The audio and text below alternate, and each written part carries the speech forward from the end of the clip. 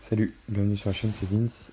Ce soir, on parle de progrès un peu sur le bot WhatsApp et sur comment traiter la distinction entre le client et, et entre les réponses du bot.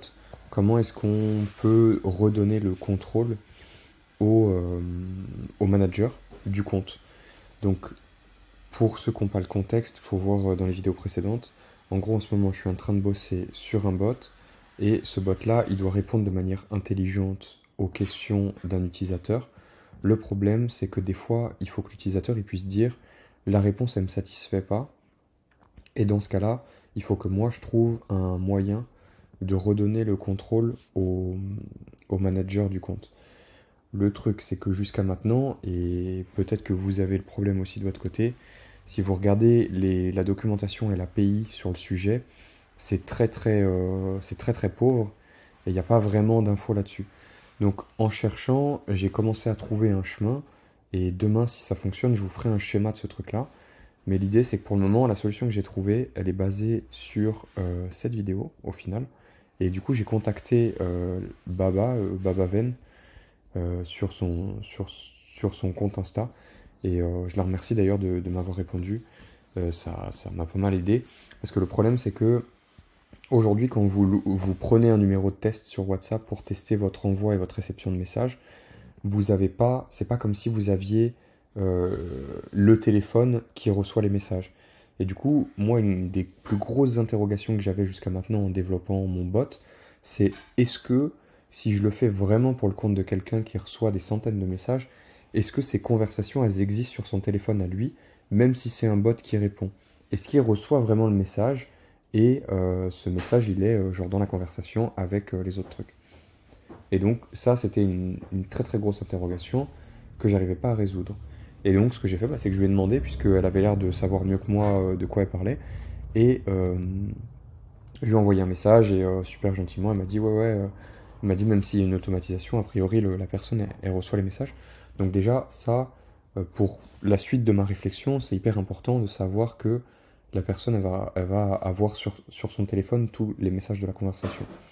Ce qui d'ailleurs m'enlève une des épines du pied, qui est de devoir renvoyer tous les messages à la personne qui est en échec.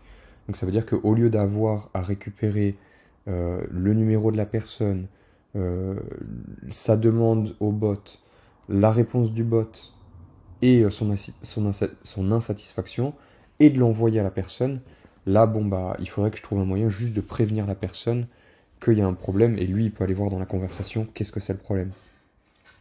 Et donc moi, là, la seule grosse problématique qui reste pour ce truc-là, c'est euh, qu'est-ce qui se passe si Il faut imaginer que les réponses du bot, c'est quelque chose qui est activé en permanence et qui regarde quand il y a un message de l'utilisateur et qui, en fonction du message de l'utilisateur, répond quelque chose. Le problème, c'est que si le manager, il arrive sur la conversation, qui répond à la personne, qui lui répond quelque chose et que l'utilisateur, il re-répond, le problème, c'est que le bot, il va répondre en plus du manager. Et ça, moi, il faut que je trouve un moyen de faire en sorte que ça s'arrête. Donc pour ça, plusieurs pistes. J'ai trouvé plusieurs pistes. La première, ce serait de faire en sorte que dès que le manager il envoie un message, je mets un timer et je dis pendant 5 minutes, vu que ça va certainement être le temps de l'échange un petit peu, pendant 5 minutes, quand le manager il envoie une réponse, même si l'utilisateur il répond, le bot il se déclenchera pas. Donc c'est une première solution, mais elle n'est pas hyper souple et elle n'est pas hyper fiable non plus. Dans le sens où si la personne elle envoie un message pour poser une question, qu'elle n'est pas contente, que le manager y répond, mais que je sais pas, la personne elle est partie faire cuire ses pâtes, concrètement elle va pas répondre dans les 5 minutes, et si elle répond après 5 minutes, il y a quand même le bot qui va répondre. Et ça, c'est chiant et ça marche pas.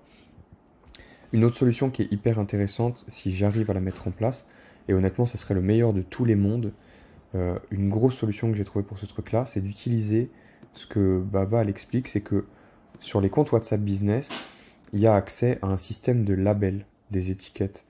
Et donc ça permet de créer des espèces de sous-dossiers avec vos conversations Vous pouvez mettre, bah, lui c'est un nouveau client, lui c'est une nouvelle commande, etc.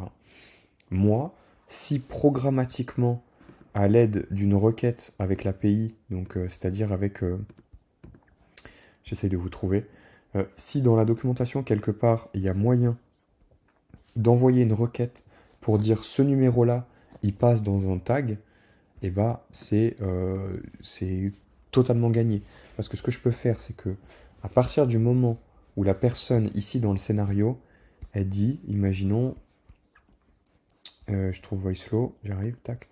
Si la personne ici dans le scénario, elle n'est pas satisfaite de la réponse, je lui mets deux boutons et je lui dis, dites que vous n'êtes pas satisfaite.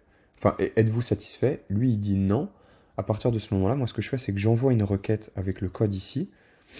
J'envoie une requête. Je dis, bah, if personne pas contente, envoyer, envoyer une requête pour la mettre dans le dossier client pas content. À partir du moment où cette personne elle est dans le dossier client pas content, moi, à chaque message qui est envoyé, je vérifie si cette personne elle est toujours dans le dossier pas contente. Si cette personne elle est dans le dossier pas contente, du coup, je ne déclenche pas la réponse de l'IA puisque c'est le manager qui va répondre. Donc le manager, lui, qu'est-ce que ça lui fait? Ça lui fait des dossiers où il peut aller regarder les gens qui ont un problème avec le bot et leur répondre. Et dès qu'il a fini de leur répondre et qu'il est satisfait de la réponse, il enlève la personne du dossier client pas content. Et à partir de ce moment-là, du coup, la personne retourne dans le flow où c'est le robot qui lui répond. Donc c'est la solution que j'ai trouvée pour le moment et c'est la solution que je vais essayer d'appliquer. Maintenant, malheureusement, la seule chose qui n'est pas dite, c'est est-ce qu'il y a un moyen de faire ça programmatiquement? Et la documentation de WhatsApp, Facebook, elle est vraiment infâme et mal faite. Donc là, il y a des requêtes, des exemples de requêtes pour envoyer des messages et tout, mais pour le moment, je trouve pas de moyen de mettre la personne dans un label. Et donc, il faut que je trouve comment faire ça. Donc, si je trouve ça d'ici demain, je vous ferai un schéma. Sinon, on essaiera de composer une autre solution pour répondre à ce truc-là. Voilà, à partir de demain, du coup, je bosse aussi sur le cours en parallèle, sur les autres projets d'IA parce qu'il y a la deuxième automatisation. Et normalement, demain, on reprend la 3D et TreeJS. Donc, c'est un sujet que je vais pouvoir reprendre sur la chaîne et parler de ça avec vous.